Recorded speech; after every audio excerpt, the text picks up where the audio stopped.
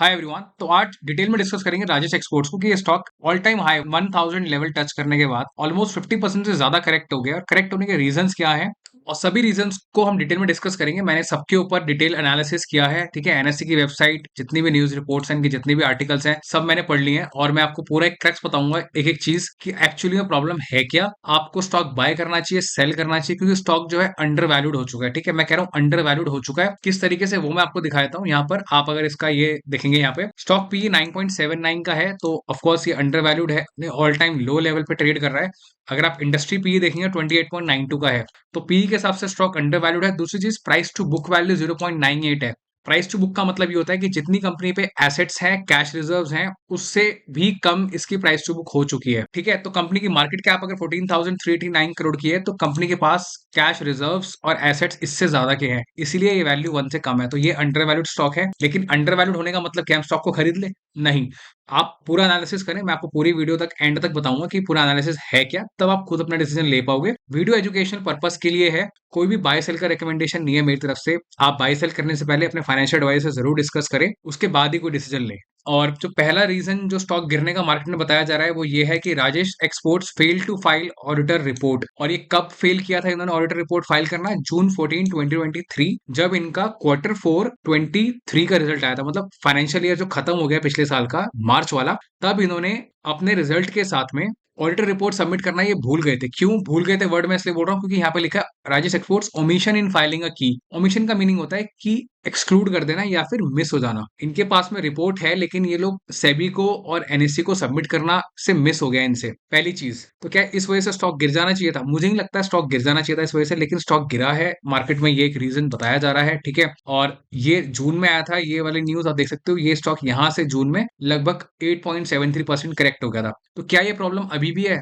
नहीं, ये प्रॉब्लम अभी नहीं है। और ये प्रॉब्लम अभी क्यों नहीं है, मैं आपको दिखाता हूँ। ये इनका लेटेस्ट रिजल्ट है 3 महीने बाद का। जो पुरानी न्यूज थी वो जून की न्यूज है, अभी हम अगस्त में है। इनका Q1 FY24 का रिजल्ट आ चुका है, ये देखो, August 14, 2022। और क्वार्टर एंडेड रिजल्ट इन्होंने सबमिट किया है, और रिजल्ट के साथ में इनकी ऑडिटर्स रिपोर्ट लगी हुई है। कौन है auditors? BSG and company chart accountants, इनकी रिपोर्ट है ये। और इनकी रिपोर्ट के साथ में इन्होंने क्लियरली यहाँ पे मेंशन भी किया हुआ है अपनी स्टैंप के साथ, इनकी डेट यहाँ पर है, ये रिजल्ट है कंपनी का। और रिजल्ट के अंदर इन्होंने क्लियरली मेंशन किया है, the above results were reviewed by the audit committee and approved by the board of directors. Audit committee है कौन? BSG and company. और इन्हीं के ऊपर पहले क्वेश्चन दिया जा रहा था कि यही वाली रिपोर्ट नहीं आई है। तो पिछले क्वार्टर में रिपोर्ट नहीं आई थी, इस क्वार्टर में रिपोर्ट आ गई है। कोई भी समझ जाएगा, ये बेसिक सी बात है यार। पिछले क्वार्टर में अगर रिपोर्ट नहीं आई थी, इस क्वार्टर में आ गई ना, इसका मतलब क्या है? पीछे की प्रॉब्लम्स अगर होती तो वो इसमें हाईलाइट हो जाती, इसका मतलब कोई प्रॉब्लम है ही नहीं, सिर्फ मिस हुआ था और उस मिस की वजह से स्टॉक गिर गया। जो कि मार्केट लाजमी है, ऐसा करता ही है, बट ऐसा होना नहीं चाहिए था। लेकिन स्टॉक मार्केट के चलने का अपना तरीका होता है और वो यही है, आपके सामने है। ठीक है, तो पहले क्वेश्चन का आंसर मैंने आपको दे दिया कि ये वाली जो प्रॉब्लम है, ये यहाँ पे कंपनी ने सॉल्व कर दी है, यहाँ पे ये रिपोर्ट सबमिट कर दी है। दूसरी चीज, एक PLI स्कीम थी, ठीक है, जिसके लिए राजेश एक्सपोर्ट्स और ओला इलेक्ट्रिक और रिलायंस को एक गवर्नमेंट की तरफ से एक ट्राई पार्टी एग्रीमेंट किया गया था। और एक 18,100 करोड़ की पूरी एक स्कीम है, जिसके लिए ये लोग बैटरी सेल्स बनाएंगे और उसके अंदर ये 3 कंपनियां मिलकर उसमें काम करेंगी, जिसको ACC बैटरी मैन्युफैक्चरिंग का ये पूरा एक कॉन्ट्रैक्ट है ये। और इसमें जो न्यूज मार्केट में चल रही है वो ये चल रही है कि राजेश एक्सपोर्ट्स जो है अपनी प्रॉपर प्लान गवर्नमेंट को सबमिट नहीं कर पाया, जिसमें ओला इलेक्ट्रिक और रिलायंस एंड न्यू एनर्जी ने पूरा प्लान गवर्नमेंट को दे दिया है, किस तरीके से वो लोग आगे इस पूरे कॉन्ट्रैक्ट के ऊपर कैसे काम करेंगे, लेकिन राजेश एक्सपोर्ट्स नहीं कर पाया। तो इसके ऊपर ही ये न्यूज आर्टिकल के अंदर जो डेट आप देख सकते हैं, July 20, 2023, मतलब ऑलमोस्ट 1 महीने पुराना आर्टिकल है। और यहाँ पे Ola electric, Rajesh exports and Reliance new energy, जो ये कंपनी का नाम है, 3 other companies that were awarded PLI benefits for ACC battery manufacturing last year. Their plans are largely on track. ठीक है, जो नोट करने वाली चीज ये है, to read between the lines, their plans are largely on track. इनके plans track पर हैं। A senior government official told Economic Times on condition of anonymity. Condition of anonymity का मतलब ये है कि इनकी पहचान पब्लिक ना करी जाए, इन्होंने जो बताया है उसको गुप्त रखा जाए। क्योंकि देखो, गवर्नमेंट ऑफिशियल है, ये लोग इकोनॉमिक टाइम्स को कोई न्यूज अगर दे रहे हैं, तो इनको न्यूज अगर इकोनॉमिक टाइम्स उनका नाम लिख देगा, तो उनके लिए, वो लोग सरकारी इंप्लॉई हैं, उन पर प्रॉब्लम आ सकती है। तो इसलिए उन्होंने अंदर की बात तो बता दी। और यहाँ पे क्लियरली इकोनॉमिक टाइम्स से जिम्मेवारी ले रहा है कि government official told Economic times. कल को अगर इंक्वायरी होती है तो इकोनॉमिक टाइम्स को नाम उस इंक्वायरी में बताना पड़ेगा कि हाँ जी कौन थे वो, लेकिन पब्लिकली ये लोग हम लोगों को नहीं बता रहे, विच इज फेयर। ठीक है, तो their plans are on track. तो इसके अंदर जो PLI स्कीम है, जिसको राजेश एक्सपोर्ट्स ने प्रॉपरली NSC और सेबी को भी बताया था, ये इन्होंने January 24 को अपना एक एक आर्टिकल सबमिट किया था, आर्टिकल नहीं बोलेंगे इसको, बेसिकली एक रिपोर्ट सबमिट करी थी एनएससी को, ठीक है। वो क्या है उसमें ज्यादा डिटेल में नहीं जाएंगे। नेट नेट ये उन्होंने खुद बताया था सेबी को और नेशनल स्टॉक एक्सचेंज को, उसके बारे में प्रॉपर इन्होंने न्यूज दी थी, ठीक है। तो ये अपडेट था और इसी अपडेट के ऊपर क्लियरली यहाँ पे ये न्यूज भी आ चुकी है।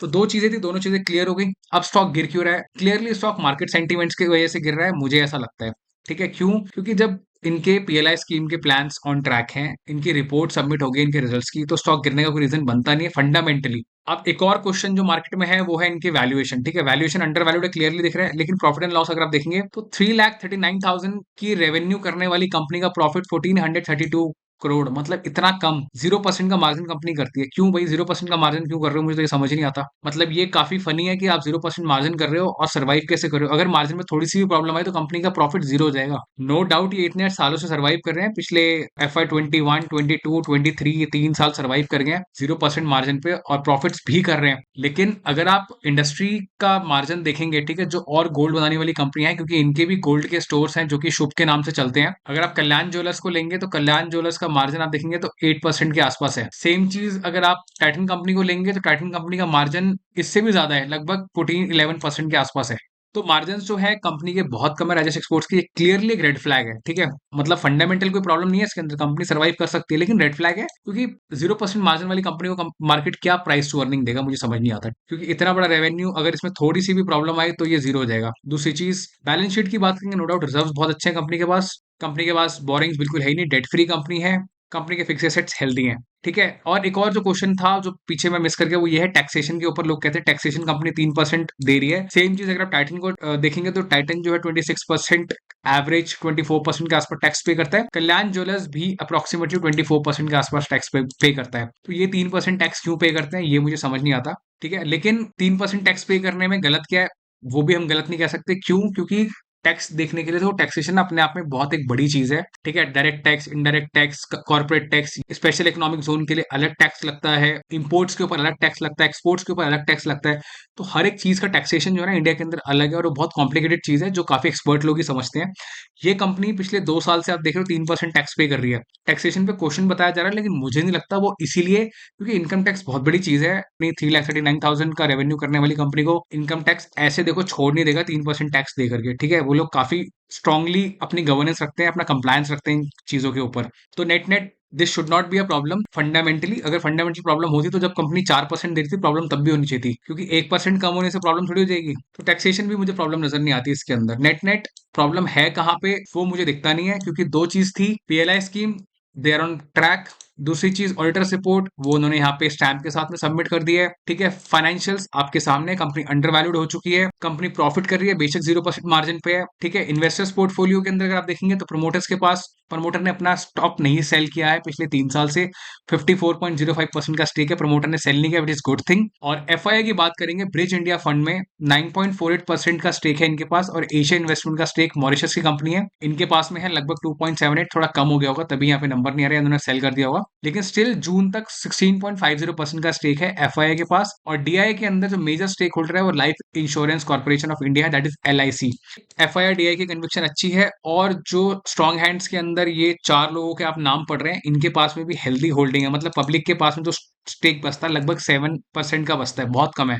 तो स्ट्रॉन्ग हैंड्स के पास 90% से ज्यादा का स्टेक है, वीक हैंड्स के पास बहुत कम स्टेक है, which is a very good thing, ठीक है। जो जिससे हम रिटेल इन्वेस्टर्स को टेंशन लेनी नहीं चाहिए। लेकिन ऑफकोर्स हमारा हार्ड एंड मनी इस कंपनी के अंदर लगा तो टेंशन तो होगी होगी। तो इन्वेस्टर पोर्टफोलियो में कोई रेड फ्लैग नहीं है। रेड फ्लैग जो मुझे नजर आता है वो यही, कंपनी कॉन्फ्रेंस कॉल नहीं कर रही है। ये एनएससी का डेटा है और यहाँ पे कोई भी कॉन्फ्रेंस कॉल पिछले ऑलमोस्ट काफी क्वार्टर से नहीं हुई है। मतलब काफी क्वार्टर बोलो तो लगभग 2 साल से कॉन्फ्रेंस कॉल का डेटा मुझे तो यहाँ पे मिला नहीं है। और कॉन्फ्रेंस कॉल में क्या होता है, कॉन्फ्रेंस कॉल में देखो मुश्किल सवालों के जवाब मिलते हैं। मुश्किल सवाल कैसे? आपकी पीएलआई स्कीम जो बैटरी का जो गवर्नमेंट का कॉन्ट्रैक्ट है उस पे क्या चल रहा है, उस पे क्लैरिटी मिल सकती है। टैक्सेशन कम क्यों है, उस पे क्लैरिटी मिल सकती है। मार्जिन कम क्यों है, उस पे क्लैरिटी मिल सकती है। ऑडिटर्स रिपोर्ट के अंदर क्या वो जान के किया गया था, क्या वो गलती थी, किसकी गलती थी, क्या प्रॉब्लम थी? नो डाउट इन्होंने बाद में वो सबमिट करी अगले क्वार्टर में, स्टिल वो एक आंसर मिल जाता तो स्टॉक इतना हिलता नहीं, 8% गिरने के बाद रिकवर कर जाता। तो अब इन्वेस्टर्स को करना क्या है? देखो मैं आपको बाय सेल की रिकमेंडेशन नहीं दूंगा, लेकिन मैं अपना व्यू पॉइंट आपके साथ शेयर कर सकता हूं। अगर आपकी जगह मैं होता तो मैं इसमें फ्रेश पोजीशन नहीं बनाता। क्लियरली फ्रेश पोजीशन क्यों नहीं बनाता? क्योंकि अभी बुल रन का फेज है और बुल रन के अंदर मार्केट में और बहुत अच्छी अपॉर्चुनिटीज हैं। आप वहां पैसा लगा सकते हैं हम लोग, ठीक है। हम ऐसी कंपनी में क्यों लगाएं जहां पे कंपनी कॉन्फ्रेंस कॉल नहीं कर रही और क्लैरिटी नहीं दे रही, पहली बात, ठीक है। बहुत सारी कंपनियां कहीं भी लगा लो यार, आपको अच्छे स्टॉक्स मिल जाएंगे। 4,000 कंपनियां लिस्टेड है मार्केट के अंदर, 4,000 के अंदर आपको इसी कंपनी में क्यों लगाना है। दूसरी चीज, जिन लोगों ने ऊपर बाय किया है, क्या उनको यहाँ पे सेल कर देना चाहिए? देखो, सेल करना है नहीं करना है आपके फाइनेंशियल एडवाइजर बताएंगे, लेकिन अगर मैंने खुद अपना व्यू पॉइंट बताऊं, मैंने अगर ऊपर बाय किया होता तो मैं नीचे सेल नहीं करता। क्यों? क्योंकि ये एक रेंज बाउंड स्टॉक है और रेंज बाउंड स्टॉक ऐसे ही चलते हैं। अगर आप डाउ थ्योरी जानते हैं टेक्निकल एनालिसिस के अंदर, तो मैं आपको दिखाया था डाउ थ्योरी कैसे काम करती है, ठीक है। दो लाइंस बनाते हैं जिसके अंदर ट्रेंड बनता है, ये एक लाइन है और ये एक लाइन है। तो ये जो स्क्रीन पे आप दो लाइंस देख रहे हैं, इन दो लाइंस के बीच में ही स्टॉक ट्रेड कर रहा है। आप क्लियरली समझ आ रहा होगा, ये स्टॉक ने यहाँ टच किया, फिर ये ऊपर गया, ठीक है, 855 पे, फिर दोबारा से नीचे आया लगभग 440 के लेवल के आसपास, फिर दोबारा गया 800 के लेवल के पास, फिर थोड़ा सा नीचे आया, दोबारा प्रॉपर नीचे नहीं आया, और फिर टच करने के बाद फिर नीचे आया, ठीक है। और ये आप सोच रहे हो रेंज से ऊपर निकल जाता है। रेंज से ऊपर इसलिए निकलता है क्योंकि आप ये बड़े बड़े ग्रीन कैंडल्स देख रहे हो, ये यहाँ पे ट्रैप करता है। किसको ट्रैप करता है? इन्वेस्टर्स को ट्रैप करता है। और कौन ट्रैप करता है? क्लियरली देखो, ऑपरेटर ट्रैप करता है। ट्रैप का क्लियर मीनिंग ये है कि यहाँ पे लास्ट बाइंग करवाता है उनसे और इनको फंसा करके नीचे सेल करना शुरू कर देता है। सेम चीज यहाँ है, देखो यहाँ पे ट्रैप करता है, फिर सेल करना शुरू कर देता है। लोगों को लगता है स्टॉक अभी और ऊपर जाएगा और ऊपर जाएगा, लेकिन स्टॉक ऊपर नहीं जाता। वो एक ट्रैप होता है और ट्रैप में इन्वेस्टर फंसता है, स्टॉक नीचे आ जाता है। क्लियरली तो मैं आपको रेंज बाउंड इसलिए दिखा रहा हूँ क्योंकि अभी रेंज जो है इसकी यहाँ तक है, 440 तक की। अभी स्टॉक 480 पर है। स्टॉक अभी यहाँ से यहाँ आ सकता है, बिल्कुल आ सकता है। गारंटी नहीं आएगा, नहीं आएगा, ठीक है। गारंटी तो यहाँ पे किसी चीज की नहीं है, लेकिन चार्ट को देखते हुए लगता है कि स्टॉक इसको टच करेगा और हो सकता है यहाँ से रिवर्स कर जाए। ऐसा हो सकता है, और हो सकता है कि स्टॉक यहाँ से भी नीचे आ जाए अगर मार्केट में सेंटीमेंट्स और नेगेटिव हुए।